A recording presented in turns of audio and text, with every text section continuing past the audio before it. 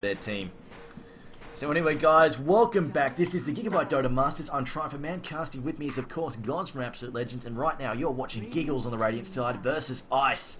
Now these are the two wildcard teams have managed to fight their way through an open qualifier into Group C, but right now I've got to say Ice are looking to be the stronger team. Giggles the underdogs here. Ice are 4-0 in their group. This is their final match to make it a clean 5-0. Really having made some major upsets. Giggles were themselves not quite as strong as I would say, but they have had their own upsets. Did beat Mineski, but they're currently sitting on 1 and 2. Winning this game for them would be a big boon. Otherwise, they've got to really hope they can beat Dreams or whoever their last game is up against. I think it is tomorrow. I think it's tomorrow or the day after. Their last match is on Thursday. They've got their match Thursday against Dreams. But yeah, as you said, I mean, Ice, they've really been destroying everyone. They've just got their roles and picks just sorted out. I mean, they have players who play their roles very well. We've seen Bruce Lee play that carry role fantastically. We've seen B-Boy on the support constantly. We've seen Gigolo play that solo mid to near perfection. And it's just a great fluid thing coming out of them as Giggles. I mean, they're slightly a bit more unpredictable, and maybe that can work towards their advantage. They're definitely going to have to take Ice by surprise. They can't just play a standard game here if they want to get that win. Yeah, I feel Ice definitely too strong. But I mean, we've seen pocketbook strategies come out and win, particularly actually.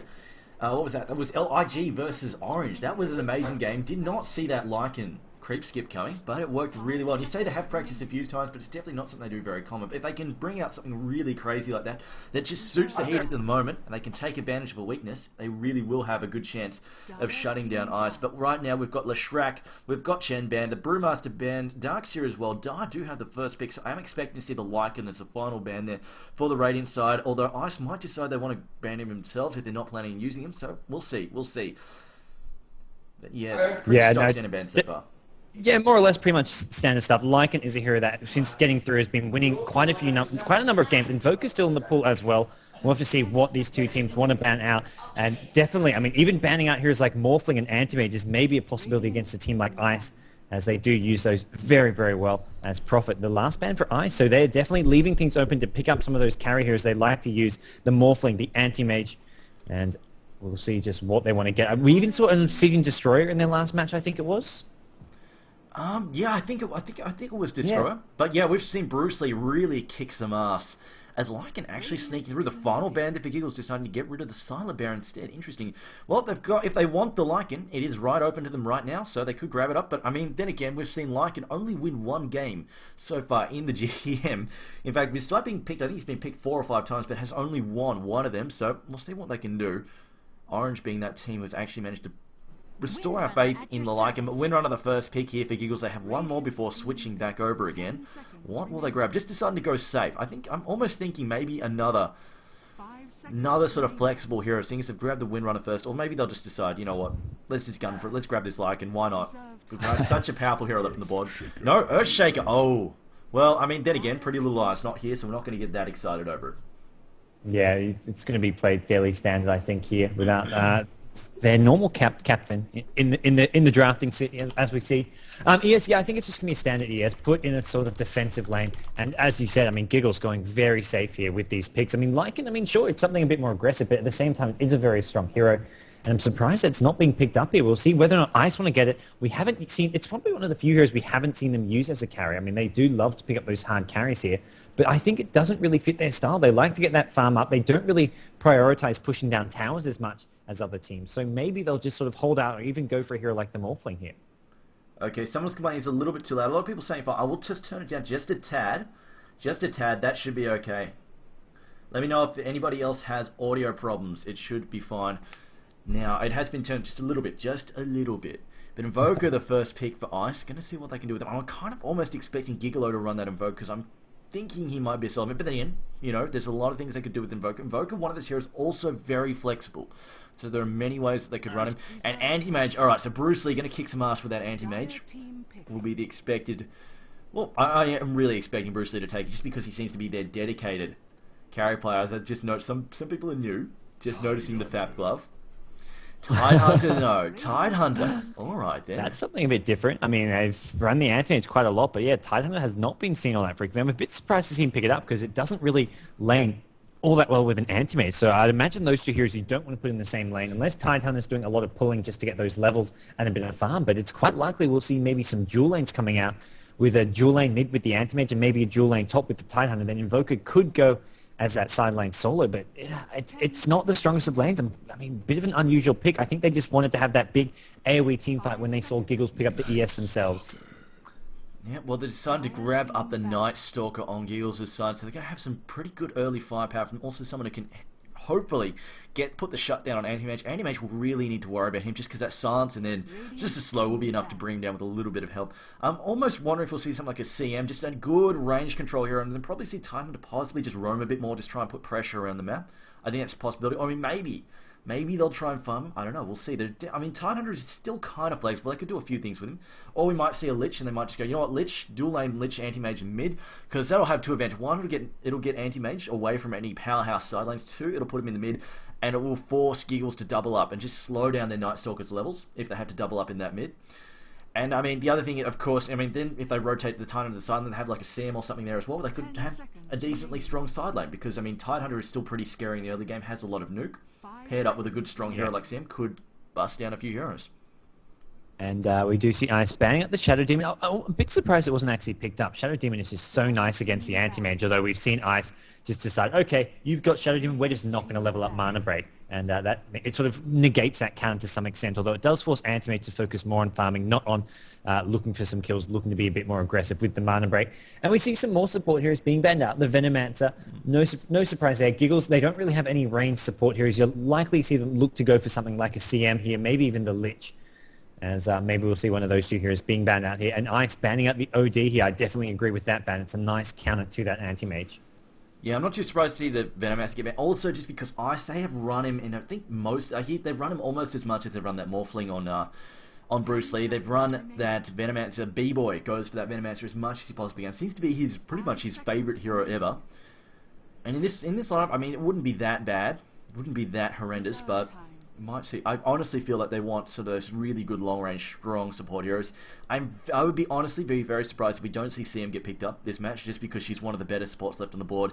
And Ice, well, they're lacking supports right now, unless they're planning to not farm that Tono. I mean, they could well grab a different hero to sort of farm up. They don't really have a suicide sideline yet. Yeah, no, I definitely agree with that, and we'll see just what they want to get with that. I mean, you can maybe send the Invoker as the side lane suicide. That's something that was done quite a long time ago and was actually quite popular, because the Invoker, all he needs to do is get level 3, then he has access to the Ghost Walk, and also at level 1 with the Wex, he's very fast, especially if you go for the early boots build. So we'll see just whether or not they want to put the Invoker in that side lane, but generally, I mean, these teams have been prioritizing getting some farm and levels on their Invoker so it can have a strong mid game.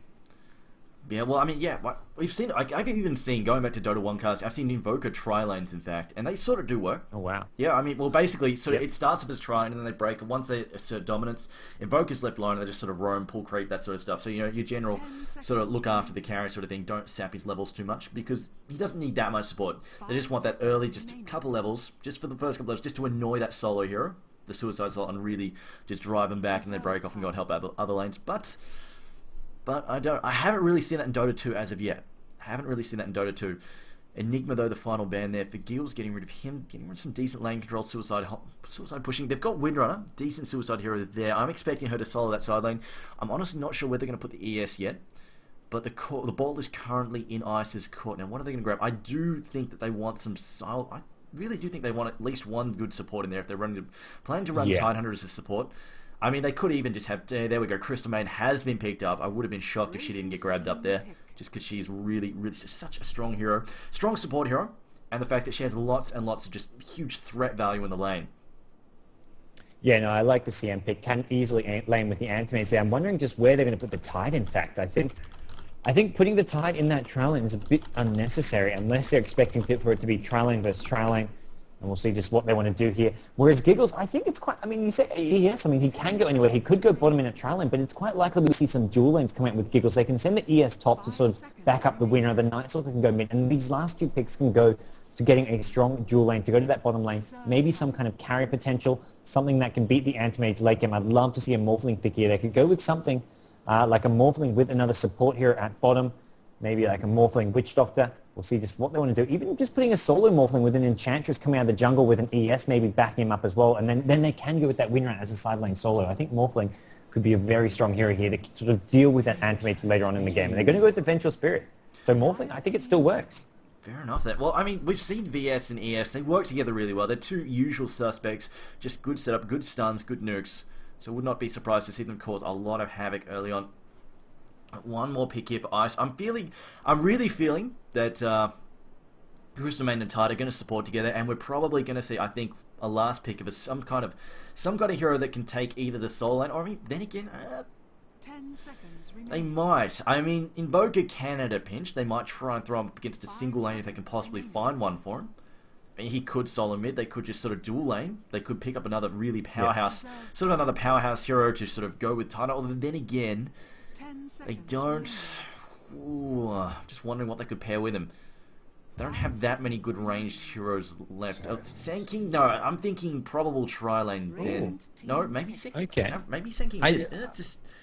I think Sand King solo. They might put it mid against the Night Stalker. Yeah. That is probably where he'd like to go. And then they can send the Invoker in that side lane. Or if they really want, they can put Invoker against Night Stalker. Does have the range harass, and Sand King can go solo that bottom lane, which would be quite tough for him, but he does have the Sandstorm as well as the Burrow Strike as escape mechanisms. Wouldn't be an easy lane. Would be depending on what he's up against. Or even 1v1 against a winner. Sand King does okay. Generally will get harassed down quite hard and slightly outfarmed, but if you go for that early bottle, it's still a lane you can deal with. As now Giggles, their last pick, I feel like they need that carry. Hero like Morphling, no, they're going to go Death Prophet. I don't know, they don't really have a push lineup though, apart from the Death Prophet, so I'm not sure if it kind of fits with the rest of their picks. I don't think it's so much push, just really powerful AoE fights. I mean, Death Prophet's one of those heroes that have sort of just... People have been picking her up lately, and she has been causing some amount of damage. Just her ult is really crazy good. She's got a really nasty silence, and she's kind of spammy. Like, she's one of those heroes, not... Honestly, I kind of feel she's sort of subpar to Leshrac, just because Leshrac isn't as ult-reliant. That does worry me a little bit, but... She still causes a lot of hell, but she's one of those heroes who really, really wants levels, and when we've seen her getting played, I think she's been mostly effective as a solo mid, just soaking up those early levels. But the downside is, of course, if you stick a solo mid, she doesn't have much good gank potential, so if you want to put pressure on any of the lanes, you will need to drag supports away from the side lane. She's not a hero who can sort of go off hunting early on.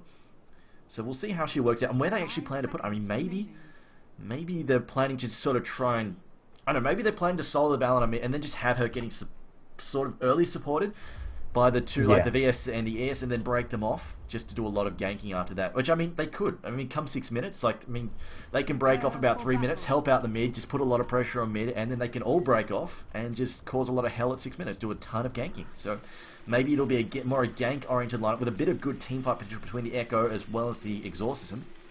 Maybe it'll be enough. We'll see. I think putting that Death Prophet in the safe lane would probably be a good decision. You need the farm and early levels on Death Prophet, and as you said, VS and Earthshaker, they can break off. They can look to maybe get some smoke tanks towards the middle lane, and meanwhile, Death Prophet at bottom should be able to get decent farm, and it is going to be Sand King farming at that bottom lane, but... And it's not Bruce Lee on the carry. This is definitely different. He's taken the Invoker, so, I don't know, he's gone for the Quace first. Could be going for Quace Works, could be going for... well, actually, no. He was going for... Normally, if we see the Exhort, but then again, no. He has grabbed up a Circlet as well as got his strength. This, to me, almost says he might be going for an Exhort build, just starting with Quace, though, just to be safe. So, it's, you know, off the first level, not too worried about the damage, because normally when we see someone, Dendy, do this, they will grab themselves the Exhort first, and then they don't buy, because Blades of Attack is a very common first item on a Quaceworks Invoker. Is a very, just because his base damage is kind of piss poor, just to be completely blunt. Well, Anti-Mage is going to be in the hands of AABF, who's actually the Chinese player who's joined this team. So I guess maybe that's why they're trusting the farm with the Chinese player. As we're going to see, Anti-Mage in a different play. We've got Invoker at mid, Stanky at bottom. Here goes the engagement. Vengeful Spirit, nicely placed Fissure. Ooh, she was so screwed. And Tide, actually, B-Boy moving up there, and B-Boy's on the Titan, so this will probably be a support Titan. I'm not sure what he's doing, running around in circles there, trying to figure out what the hell he was doing for a moment.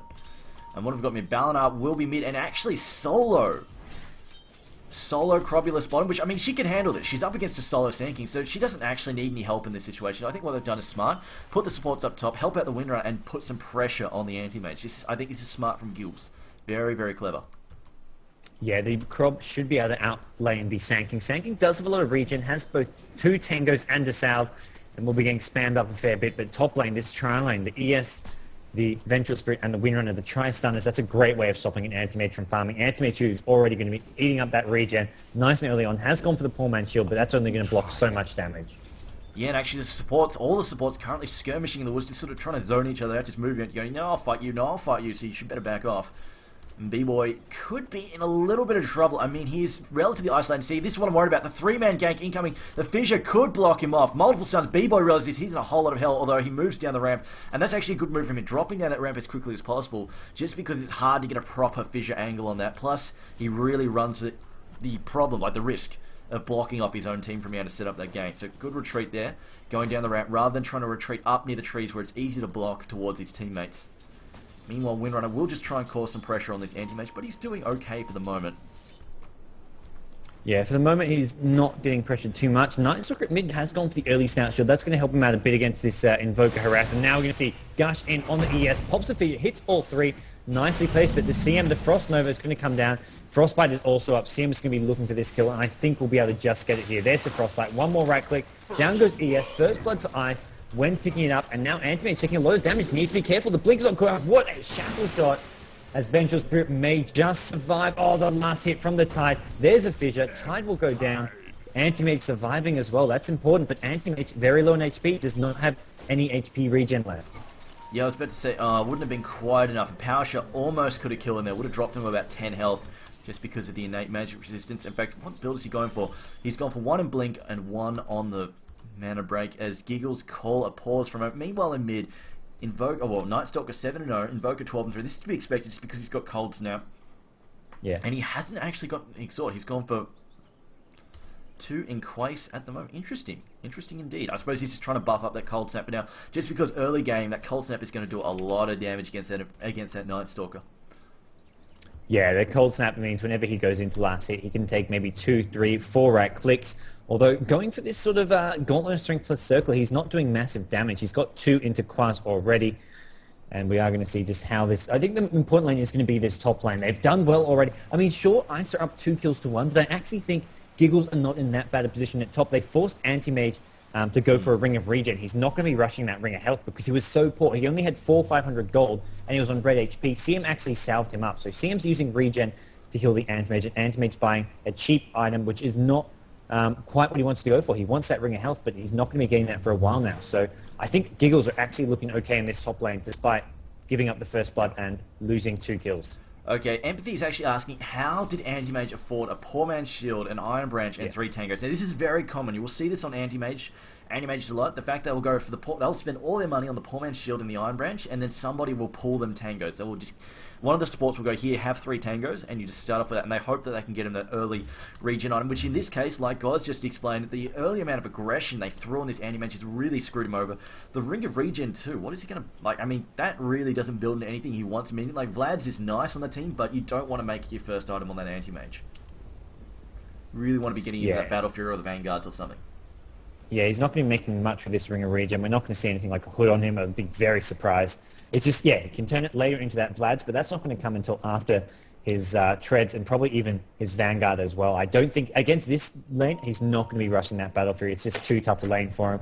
So we'll see what he wants to go with, as at the moment, Giggles in top lane. I mean, they're just sort of positioning themselves. They've got mana on ES as well as Vengeful Spirit. I mean, all their heroes are pretty much full mana, full HP at the moment, whereas Ice are running out of regen and sitting fairly low in HP. So I'd say for that lane's going well. Bottom lane, we've got Death Prophet up against Sand King. Death Prophet slightly outlasts hitting the Sand King. Sand King's gone for the boots first, which I don't know if that's the best item to get against the Death Prophet. I mean, he needs the regen, maybe just trying to rush out that bottle. I think Death Prophet could definitely benefit from rushing that bottle, so we'll see just what those 2 heroes want to go, or maybe even rushing the Arcane Boots. We'll see. Sankey actually not bothering with Sandstorm here. He's gone for 2 in his stun and then 1 in Caustic Finale.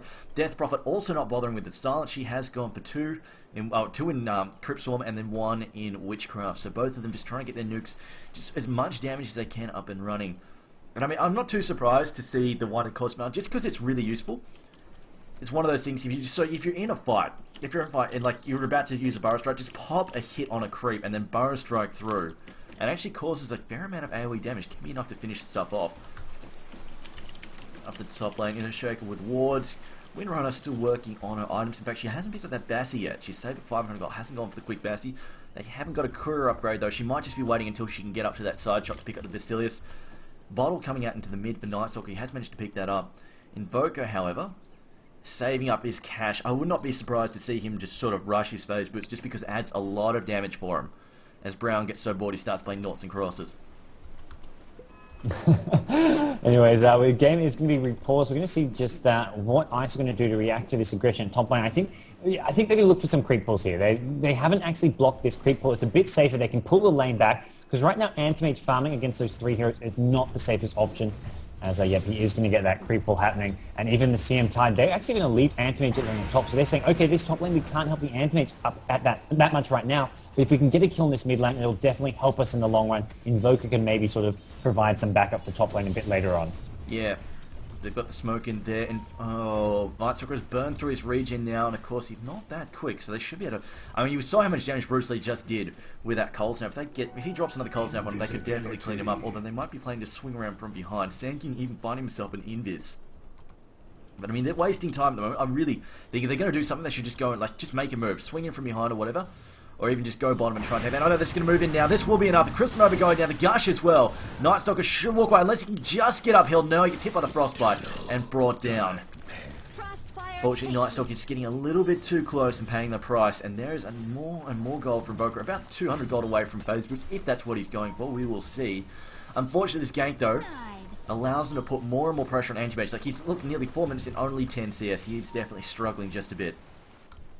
Yeah, and bottom lane, a lot of hits being traded back and forth. Death Prophet actually getting down fairly low. Sand King using the Burrow Strike under tower and cancelling the salve. And now Prophet has got the bottle coming out, but Sand King maybe looking to go in on this as Death Prophet is very low. A Burrow Strike with a right click or two could be a kill here. And there we go, Sand King in on bottom. 1 click, 2. Death Prophet goes down. A bit of a mistake from Death Prophet there, getting a bit too close. Yeah, she didn't seem like he backed off relatively low as well. She didn't expect him to be straight into the fray, but he just hid in the forest a little bit, salved up, and then came out having enough health to safely tower dive. So die, just check out, do a bit of counter warding, look for some trouble. They can't find anything though. There's currently the Radiant Ward sitting on. This is a relatively unusual ward spot. Don't see that one too frequently. As in the mid, Nightstalker still trying to CS. In fact, has he gone for early stats? He's got 2 unspent skill points at the moment. No, he hasn't gone for early stats. I don't know. He's just holding on to it. Just hasn't used them. I guess he's just holding on to them. Either hasn't noticed or is just keeping the void lower level. He's actually the last void he used is actually the last hit of creep. So it does cost less mana with the level 2 void than the level 3 void. So if he's using it to get some creeps, why not keep it a point lower? But he's now used at least one of them. He's still keeping 1 point though, so I'm not quite sure exactly why. Maybe he's holding in case he needs a silence in the middle of the fight, but he's waiting. If he gets to 6 minutes with not needing that silence, I think he will just go for a second level and a hunter, just to make him move and gank faster. That is my guess. That's actually really smart, because the Hunter of the Night does nothing during the day, so why level it up during the day? You can just keep those skill points and add them in later. I think that's pretty smart. That is my guess. We'll see once it hits 6 minutes, see what he does, although there's a possible gank on mid for the Radiant side. Invoker could be in trouble. He's got those phase. He's bloody quick. They are going to need to lock him down. There's a slow. They're going to move in. He's even got the side. So look how fast he is. Wex with phase boots, and he is out of there. That gank knocks us in. Probably should have let them lead with the fissure there, but I think they were worried about accidentally blocking off VS. In the end, that gank not paying off, and a little bit of wasted time for the Radiant support. And he saw that he went for that gank and actually decided to put a level in that crippling fear. Sand King at bottom, getting a kill with the epicenter though. So things going Ice's way early on, and I definitely agree. Giggles sort of misplaying that gank. They needed the fissure to go in first. Nightstalker scared him off, and now it is nighttime. Nightstalker needs to get involved, and he's going to be heading towards the top room, trying to get this DD. But Invoker is there, ready.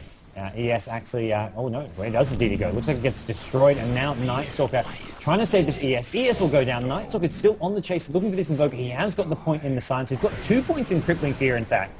Level 2 silence. He's going to get Tornado, and his Invoker going to be kept alive. Oh, Death Prophet. Nice little carrion swarm.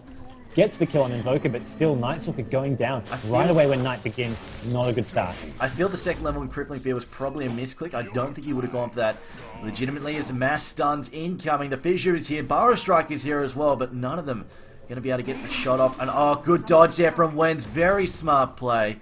Just avoiding. I mean, he'd be dead right now if he'd messed it up. But here come the stuns, and Gush going to hit him. Again dodges that. Grip Swarm. This is really smart play, really ballsy play. He's probably going to get cleaned up by this Nightstalker, although Giggles is here. They don't have enough mana for Fissure. Crystal Maiden does go down now. Pulse to try to juke here. He's behind the shop. People are going, what the hell is this? That's the first time I've seen the shop used to juke. Yeah, that vision placement, and then that CM dodging 2 carrion swarms. What is going on here? Oh, that was absolutely insane. As I mean, Ice coming out slightly on top, but they did lose a couple heroes in the end there. It was fantastic.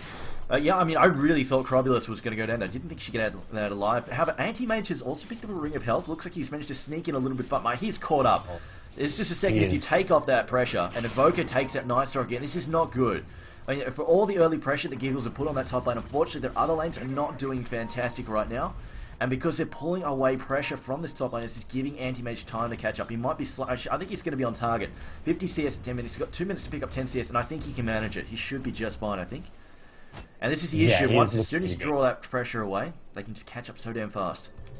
And I mean, he did have to eat up a lot of regen early on, but as soon as you get that Ring of Health up, he suddenly just regens so damn fast. And Sand coming into mid lane, looking for a gank. I'm surprised no one at all is at this bottom lane. It's pretty much a safe lane for Death Prophet to farm. Death Prophet deciding to come mid with just boots and bottle. This Death Prophet needs to get some farm. It's a very item-dependent hero. If you're a squishy Death Prophet, you're a useless Death Prophet. It's kind of like Spectre in that it's one of those heroes where if you can kill it easily, it's a useless hero. If you can stay alive, you do a hell of a lot of damage. Just looking, I think those are fake Sand Kings behind him. Yeah, they are fake. The real one is in the bottom lane farming away right now. Looks like they might be planning to put a little bit of pressure on the mid tower, possibly. Exhaust system is up, though there's only a level 1 Witchcraft to back it up. Valinor thinking about it. Do we have Ravage? No, it's only a level 5 Tide. No Ravage up and ready to go.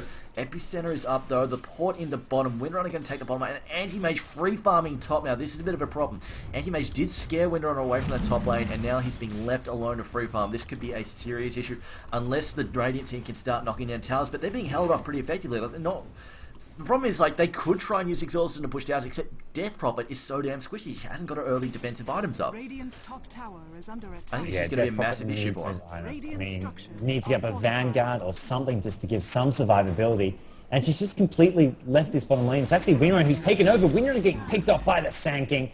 Farming in no man's land, but I mean, just was not expecting the Sand King to come out. And this Sand King is getting very close to both Arcane Boots and Blink Dagger just 10 minutes into the game. This indeed could be quite an issue. Now, Nightstalker moving back in. Did get picked off, or did almost get picked off again by that cold snap. Looks like Sand King, no, he's not going to push this bottom now. He's going to break off. I mean, Anti-Mage again going total. Look at this. Anti-Mage actually beating the crap out of Death Prophet. She opting not to pop her ult. I mean, the problem is, if she popped her ult, Anti-Mage just would have blinked away. It would have been a huge waste.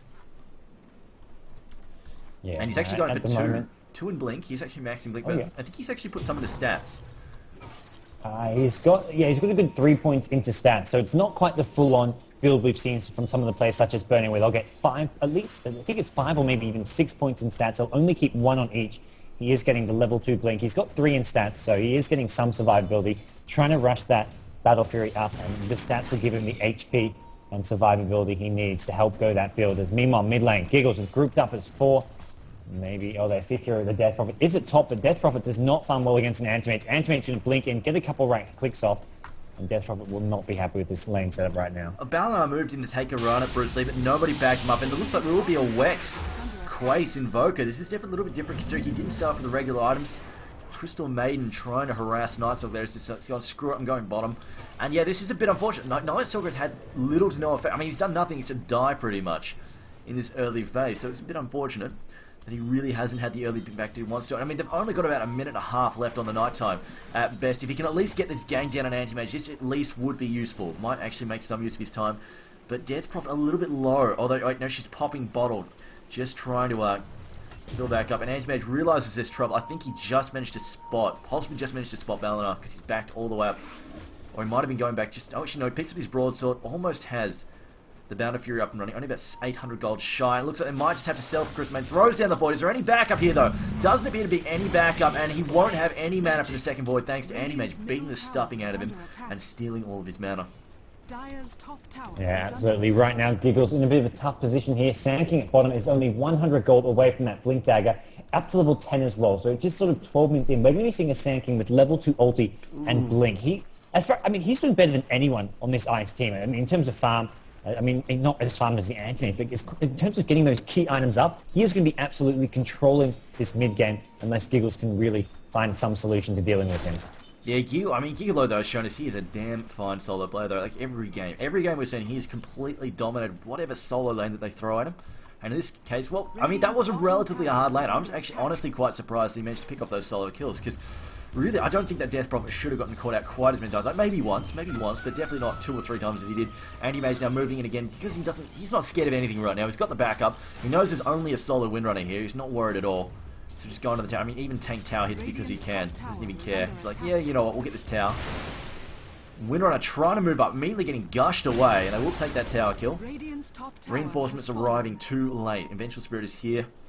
She's picked up boots, nothing special, and it's daytime again, and Night Stalker has had little to no impact. This is very frustrating, because you really want that first night to go. It's difficult to catch up with Night Stalker if your first night goes all sorts of pear-shaped.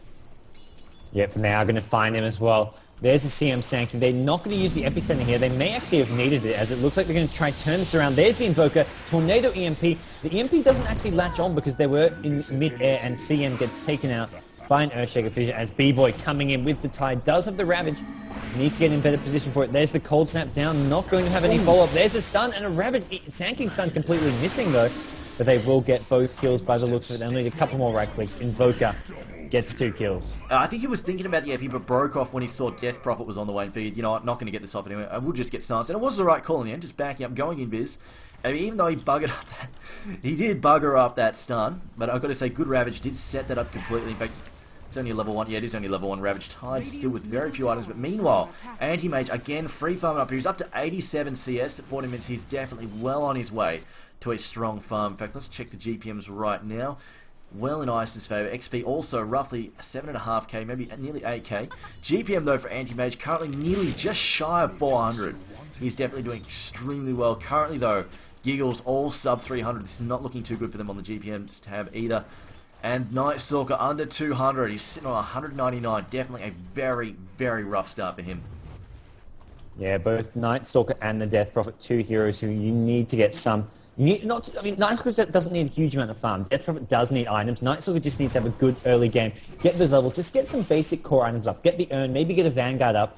But, I mean, those 2 heroes not doing well in this early game is definitely going to hurt them. And even Windrunner is looking pretty poor as well. So there's your 3 farmers, all very underfarmed. There we go. EMP as well. Do they even have the Arcane Boots up and running? Of course, you need those Arcane Boots to basically just offset the EMP drain. Especially for heroes like Balnor. They don't have any yet. That is definitely frustrating.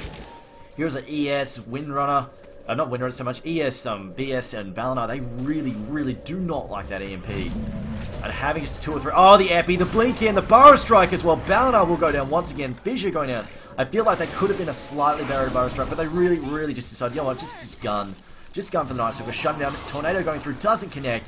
Mana Boy being used. Trying to get those last couple of hits on Death Prophet, but she's damn quick. Gets Burrow Strike. Blink and Burrow Strike. Very nice. She has gone for the fast phase. I honestly don't agree with this. She was already so far behind. I feel like she just needed something to tank up. Should have gone. I feel like she should have gone for parts of a Soul Booster or something. Then maybe just deviate and go back to the phase boost just for being out of position. But I can understand why you want the phase boots. They give you great mobility, and Death Prophet you need that positioning, and phase boots can really help you get to phase through creeps. Not to mention you get some really nice movement speed, but because of her slow early game, she just does not have the HP and survivability she needs. Yeah, well, I mean, especially because they have a blink on Sand King already. It's just you are going to get picked up. Like he blinks and targets you with the epicenter, it just lights out. There's no way you can survive it without some kind of defensive item. So I really feel that the phase boost first was a bit of an error there, but I guess he decided, you know what, screw it, just going to grab him. But he's definitely way too squishy. Cannot really, I mean, with 900 health, he can't really hope to even stand up and fight anything. Even with exhausted going, they can just burst him down with the nukes about, like Ravage, Gush, Crystal Nova, and he's already nearly dead, if not dead already. Yeah. And now we see Ice has actually decided, let's go take out Roshan. Invoker picks up the Aegis. He's got to force stuff up. Maybe we can even buy the Drum of Endurance now. As Giggles, they want to put some pressure on this mid-2-1 tower. They know with the Death Prophet, they want to get some towers. That'll help them catch up a bit quicker than just farming in the creeps and neutrals. But at the same time, they are just, if they get met with a team fight, they're going to drop very quickly. Sankey ultimately will be up very, very soon. It's going to be going for an Aghanim set. Has picked up that point booster. And, I mean, other heroes, Invoker does have that Drum of Endurance now up to level 11, and Sand King level 12. Death Prophet is harassing him a bit, and again, Anti-Mage free farming, doing whatever the hell he pleases, which pretty much means Giggles are in a lot of trouble, because they do not have the stand-up for a late game team fight for sure. Once that anti-mage gets stacked, it's going to be very difficult to find any kind of answer to him. Invoker now with a DD off. He finds Night Stalker. Night Stalker is in a lot of trouble. In fact, isn't full on invis. It is. Oh, actually, no, it's not full on invis. Actually, rather, that is just a smoke. Just a smoke. But he's got that DD. Can cause some trouble. They decide to go on. It is now nighttime. Popping that ult from Balnar. Sankey now starts. The Tornado doesn't hit anything. EMP going through. The exhaust isn't being popped. They might lose a Crystal Maiden as the Ravage goes down. Gonna swap out there. Crystal Maiden hitting nothing with that ult as far as I can tell. Maybe just managing to clip. The Balnar Echo Slam getting thrown down. He gets taken out though. That's the end of Balnar, Windrunner as well as ES, and Death Prophet also getting cleaned up. They're just not having enough tank to survive that team fight at all. Convincing team fight from Ice, and they're just a bit too farmed, a bit too high level at this point. I mean, tied on with the Ravage, and then just heroes like Invoker, Sanking. I mean, Sanking did go down, but he just was alive for so damn long. They had to throw so much at him. In the end, it was just not really worth it, and Ice getting a pretty easy 3 or 4 kills going their way the entire time. Anti-Mage not really taking part. He was just farming, putting some pressure on the top lane. And in the end, I mean, Ice getting further and further ahead. They've now got a 15,000 gold lead. Holy crap. And the XP graph as well, very, very similar. Ouch. Oh boy, that stings. That does indeed sting. Let's look at the GPM right now. Gigolo, up to 460 GPM. It's a gank on mid. The Tornado, the EMP goes through. Both are going to connect. Cold Snap as well being invoked at the same time. A blink and a Burrow Strike. Not even needed, but Gigolo says, you know what, I want that kill, Bruce Lee. Get out of my way. Yeah, absolutely. And we're going to see just whether or not as much people can do. They're trying to get this blink up on Earthshaker maybe. He's only on 400 gold, but he is farming away at this bottom lane. A blink could help them out a little bit, but even then, I mean, the Dire team are just so far ahead. Tyhunter's got 700 gold, probably going to pick up a blink there of his own, unless he wants to go for that pipe to give his team that aura. But right now, I mean, even CM, phase boots, 500 gold, gauntlet strength, probably going to go for that Urn of Shadows. I mean, this entire Dire team getting very, very farmed. And look how freaking fast Bruce Lee is. Although he's just switched to Quace just for the regen, popping up the Wex every now and then, deciding, do I want to run or do I want to just sort of chill and heal health? Oh, 5 seconds or so to Epicenter. This could cause some trouble, although Balnar, it is night time now. Balnar can cause some hell. And of course, they have the superior night vision as well, just because of that Balnar. They could try and get the jump on Gigolo here. Balinar's going to come out. Will he catch anybody? Going to pop down the Silence of the Void? No, he goes for the Void. Gets stunned immediately. There's the Sandstorm EMP, as well as the Tornado going through. And now look at Balinar. No mana at all to speak of. Exhaust isn't being popped. The Blink, the Epicenter. We're going to lose Balinar. Pops down one final Void. Oh, dodge from Bruce Lee with that force stuff. Gets out of the way of the Crit Storm. And down goes the Death Prophet. Fantastic play there from Bruce Lee. He says, you know what? No. How many dodges? This ice. They're just like, no, you know what, Crypt Swamp? We don't get hit by those. It just doesn't happen. Never happens. The Burrow Strike again. Oh, VS going to get taken out. Do they have an ice? Don't even need the Cold Snap.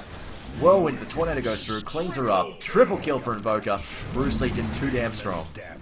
Yeah, absolutely. He's just lurking around on red HP. He does have the Aegis, so even if he does get taken out, he can just come right back to life and have that second life. And I mean, it's just worth being around there. He can hit those tornadoes, get those cold snaps off, and doing so much damage.